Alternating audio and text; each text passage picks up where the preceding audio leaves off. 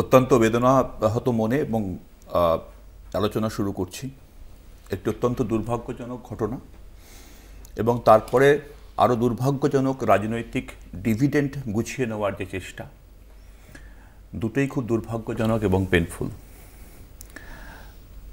আমরা যেহেতু একটা রেসপন্সিবল পলিটিক্যাল পার্টি এবং আলোচনাটা অত্যন্ত সংবেদনশীল একটি বিষয়, আমি একেবারে ফ্যাক্টে স্টিক করে থাকার চেষ্টা করব। টালা থানাতে যে অভিযোগ দায়ের করা হয়েছিল তাতে 64, 66 এবং 103 ভারতীয় ন্যায় সংহিতার 3টে ধারাতে মামলা হয়েছিল।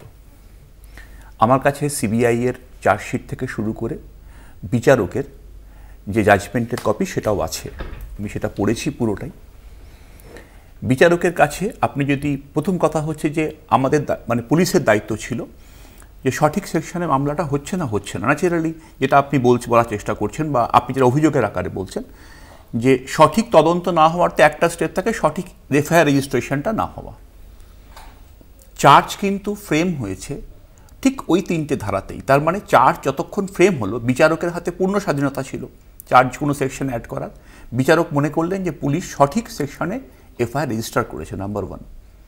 সাজা হলো, আপনি যদি সাজার অর্ডারটা দেখেন দেখবেন 64, 66, 103 আবার প্রসূনদা একই সঙ্গে যখন সুপ্রিম কোর্টে হিয়ারিং চলছে তখন সুপ্রিম কোর্টের নির্দেশে যখন মুখবন্ধ খাম জমা পড়ছে তখন বিচারপতি বলছেন যে এটা দেখে শিউরে উঠতে হয়, চমকে উঠতে হয়, দারুণ সমস্ত ভয়ঙ্কর জিনিস আছে, এর যেন একটা লাইনও কোথাও বাইরে না যায়।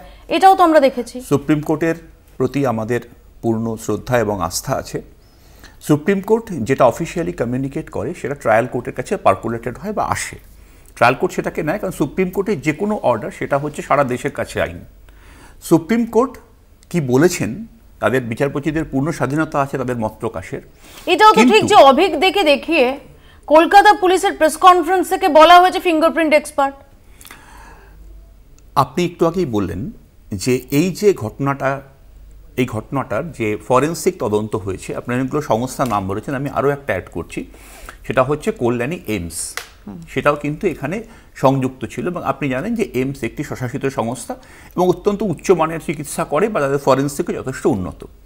দ্বিতীয়ত হচ্ছে যদি কোনো ট্যাম্পারিং হয়ে থাকতো, যদি কোনো এভিডেন্স ডিসঅ্যাপিয়ার করানো হতো, তাহলে বিচারকের কাছে কিন্তু সবসময়তে প্রভিশন থাকে দুটো।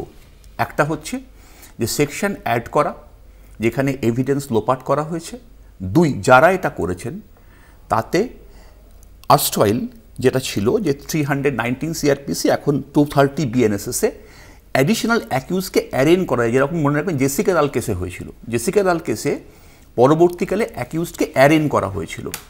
এখানে যে বিচার ব্যবস্থা চলেছে, বিচার ব্যবস্থার প্রতি শ্রদ্ধা আমার আশা করি সবারই আছে, কেউই কন্টেম্প্ট যাব না আমরা। সেই বিচারকের এ পর্যন্ত যে বিচার উনি করেছেন তাতে কিন্তু না কোনো লোককে অ্যারেন করা হয়েছে সেশনস কোর্টে, না কোনো অ্যাডিশনাল সেকশন এখানে যোগ করা হয়েছে। তাহলে অন হোয়াট বেসিস, কোন ফ্যাকচুয়াল গ্রাউন্ডে আমরা এটা বলছি যে এখানে এভিডেন্স ট্যাম্পারিং করা হয়েছে?